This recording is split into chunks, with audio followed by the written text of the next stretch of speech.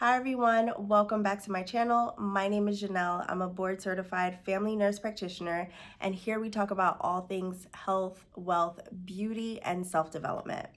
Today, we're going to be discussing what I wish I knew before I became a nurse practitioner. Now, if you like this content, please don't forget to hit the subscribe button and please make sure you like this video so I can continue sharing so much more of this information with you. To start, I wish I knew I would have been making a similar amount of money that I was making as a nurse. Now, a lot of nurses say, well, I'm not going to go back to school to become a nurse practitioner because I can almost make the same amount doing nursing. Why would I put myself through all of that? And to start, I kind of agreed because my first nurse practitioner job, I was making about roughly 6K more than I was bringing home as a nurse. Now, that's not a lot. I did so much more schooling. I felt like I should have been rewarded with more money, okay? And also the time, my license, I have so much more responsibilities and obligations as a nurse practitioner that should be reflected in my salary. And I felt that it wasn't matching. It wasn't matching. And I would say this now, if I knew better at the time, I would have negotiated more. I, for one, never really negotiated before, especially even as a nurse. I kind of just took the role and took the pay that came with it. And if I had more experience, obviously they would give me experience pay or differential pay, but I never negotiated. And that might be a little bit more challenging when it comes to bigger institutions like hospitals, but that doesn't mean that you can't negotiate. So never be afraid to negotiate what it is that you want. Just because you are starting out and you're new and you're not a seasoned person and you don't have as much knowledge, that doesn't mean that you are not valuable. So negotiate. And the worst thing that they can say is no. And that's okay. You either move on, stick with it, get your experience, and then move on to someplace else where you can actually negotiate and get what it is that you want, or just don't work with them, honestly. So I think that the takeaway from this is don't be afraid to negotiate. Know your value. You may be new, but you have a lot to offer. Your license means a lot, and you're here to take care of a lot of people. So that should be reflected in what you take home. Number two, I realized very, very quickly that working 5 days a week, 8-hour shifts was not for me. And I believe that most nurses resonate with this. This is one of the upsides and the perks to being a nurse. You have the 12-hour shifts, 3 days a week or 4 days a week, and you have 4 days off. It's hard to transition from that to working 5 days now and 8 hours. And depending on your commute, it could total almost 10 hours and you're doing that for 5 days out of the week. No. At least for me, it was a big no. And mainly because the second nurse practitioner job that I had required me to travel really far from my house. It was about an hour and a half commute on the train, 2 buses. I said, I can't do this. I cannot do this. I need to get back to my nursing schedule. Now, the great thing about being a nurse practitioner, there are so many jobs that offers you that type of flexibility. So seek those out because they do exist.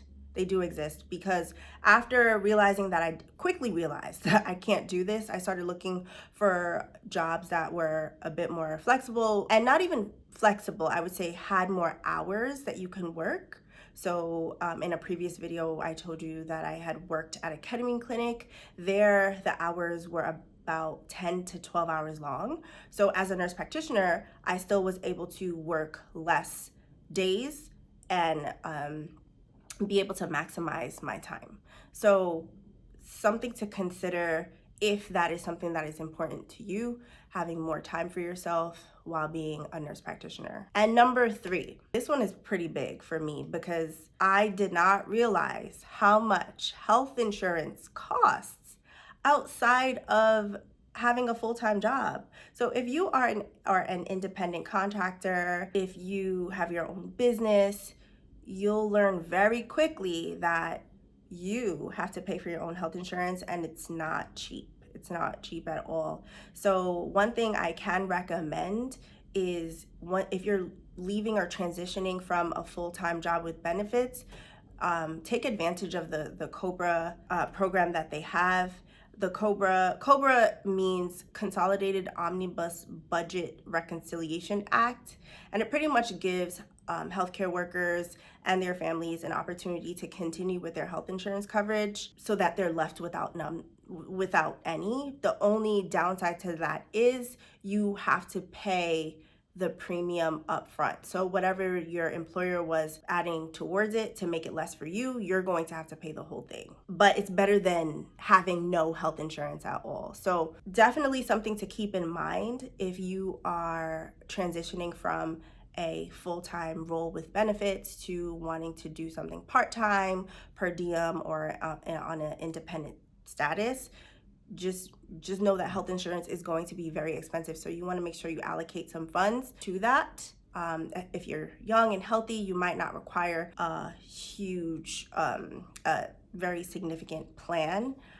So definitely do your research and see what's out there, because health insurance is very, very expensive when it comes to being a nurse practitioner and you don't have benefits. It's also something that you can write off, so you can talk to your accountant about how to do that. I'm not well versed in that, so I realized very quickly that, wow, health insurance, expensive, okay? All right, now number 4, there's this overwhelming opinion amongst a lot of people that nurse practitioners are overpaid nurses trying to be doctors. Now, a lot of people think that is not true. It's not true at all, okay? Now, I will confess that even as a nurse and a new nurse practitioner, like, for example, if I was seeking out a provider and I saw that they had a nurse practitioner as well as a doctor, I would opt for the doctor. Now, you might say, well, why? You're a nurse practitioner yourself, or you're training to be a nurse practitioner, you're a nurse, you should have more respect for those in the field. And that is absolutely true. But for me, that was coming from a place of insecurity, and I was projecting that onto that practitioner at the time because I didn't know enough. I didn't feel confident in the role, and I was thinking, well, maybe they feel the same way, and that is not true. That is not true at all. In the beginning, obviously, you may not know as much, but that doesn't mean that you cannot do your job as a nurse practitioner. You're not going to be just as good or even better than a physician. Now, there shouldn't be any competition. We are here for the patient and to provide the best care that we can for the patient. And with that said, and with the experience that we've had as nurses, it kind of puts us at a really good advantage to be able to connect with our patients, build a greater rapport, and in addition to the knowledge that we've acquired going to NP school, we can couple all of that, and we are amazing, great practitioners. So it's true, you might get that response from patients or the community or the medical community, but don't take it too hard, because you'll realize once you're out there, you're giving your utmost. You know what you know, and you went to school, you got your education, you more than likely have been trained by really good practitioners or physicians. So never sell yourself short or think that you don't know enough or you're not good enough to be a practitioner providing for these patients. And then patients will see very quickly, like, wow, my nurse practitioner was great. She was very knowledgeable. She was patient with me. She developed a rapport. I trust her. So don't take that saying too personally, that we're just trying to be overpaid doctors. Absolutely not. We hold a huge space in the medical community, and we're very important and we are needed. So don't ever forget that fact. And lastly, I want to touch on, I wish I knew that there were fellowships or programs where coming out of NP school I could have taken to be able to ease my way into becoming a nurse practitioner. So for example, medical doctors have residencies and then they have fellowships after that. So it's kind of like they hold your hand through the process so that once you really get out there, you're well equipped to hit the ground running. In previous videos, I've mentioned that a lot of it is self-learning. Once you're out there, they expect you to know what to do once you graduate and you get that job and you go through that door. They expect you to see that volume of patients that they want you to see and get it done at that, and documentation done in a timely manner. And sometimes that's a bit unrealistic. It really is, especially given the fact that as nurse practitioners, I do feel that we should be provided with a bit more clinical training so that we are well equipped to see that the patients that our employers want us to see.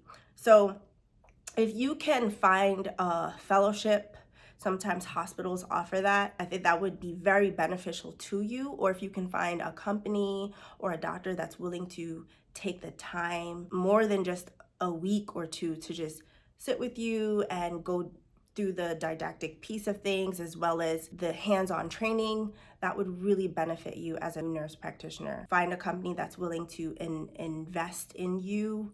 So important when you're starting out as a new nurse practitioner. And as I mentioned, this is something that I wish I knew, because I wouldn't have worked harder. I would have been working smarter. And sometimes with the fellowship programs, you might start out making a lot less, but trust me, in the end, it's worth it because you have the experience and the knowledge, and you feel comfortable to start seeing patients once you're done with the program. So a few things to consider, and I hope this does help you for anyone that is thinking of becoming a nurse practitioner. I hope this does help you and you can take something from it. Thank you so much for joining. Thank you so much for listening. Please don't forget to hit subscribe and like, and I can't wait to see you in the future. Have a blessed day. Bye.